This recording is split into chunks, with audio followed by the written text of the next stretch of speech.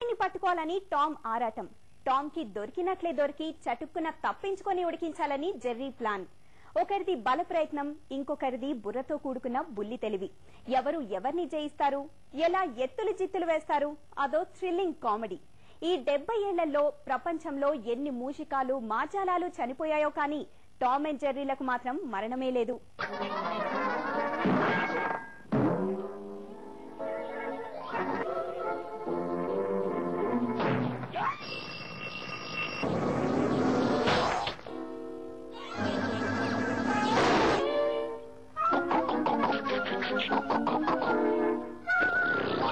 ప్రపంచంలో ఎంతో మందిని చూస్తాం. కొందరు శత్రువులు, కొందరు మిత్రులు, కొందరు ఒకరికొకరు పరాయివారు. అంతేకాదు, మిత్రుల్లా ఉంటూ లోపల గోతులు తవ్వేవారిని కూడా చూస్తాం. అయితే పచ్చగడ్డి వేస్తే భగ్గున మండే ఇద్దరు దుష్మన్లు లోపల దోస్తులుగా ఉండేవారిని గురించి చూడటమే కాదు, విని కూడా ఉండం.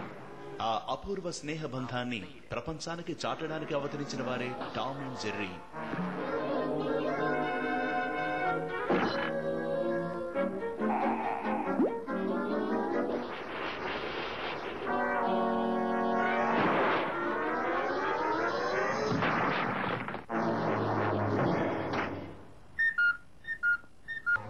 పిల్లికి చెలగాటం, ఎలకి ప్రాణ సంకటం. ఇది మన నానుడి. ఎలకను చూస్తే పిల్లి తటారున ఉరుకుతుంది. పిల్లిని చూస్తే ఎలుక చటుక్కునయ్యే కన్నంలోకి దూరి వెక్కిరిస్తుంది. పిల్లి ఎలుకల గెంతులాట చూడ్డానికి చాలా ముచ్చటగా ఉంటుంది. ఈ జంట మీద ఎన్నో కథలు, ఎన్నో ఊహలు, ఎన్నో చిత్రాలు. మన మిత్రలాభం కథల నుంచి Tom and Jerry animation series వరకు ఎన్నో కాల్పనిక వింతలు, విడ్డూరాలు. ఈ అల్ప ప్రాణులైన చిట్టి జంతువుల్లో మనుషుల్ని ముగ్ధుల్ని చేసే మాంత్రిక శక్తి ఏదో ఉంది.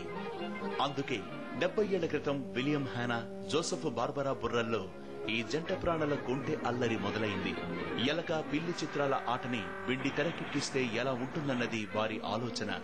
అంతే 1940 ఫిబ్రవరి 10న పుస్ గెట్స్ ద బూట్ అనే యానిమేషన్ మూవీతో టామ్ అండ్ జెర్రీలు వెండితెర మైదానం మీద దొంగాటలు ప్రారంభించాయి.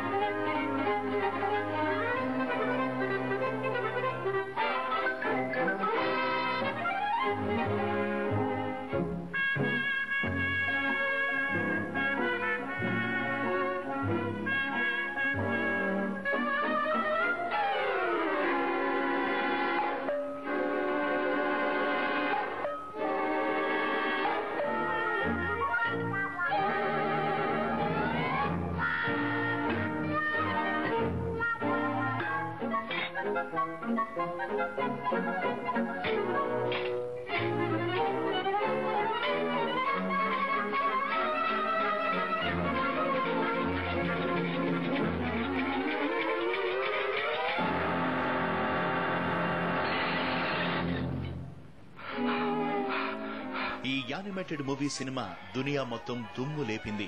అకాడమీ అవార్డుకి నామినేట్ అయ్యింది. కానీ వెంట్రుకు వాసిలో అవార్డుని మరో కార్టూన్ చిత్రం మిల్కీ వే తన్నుకుపోయింది. అప్పుడు హైనా బార్బరాలకు అర్థమైంది టామ్ అండ్ జెర్రీల స్ట్రెంగ్త్ ఏమిటో.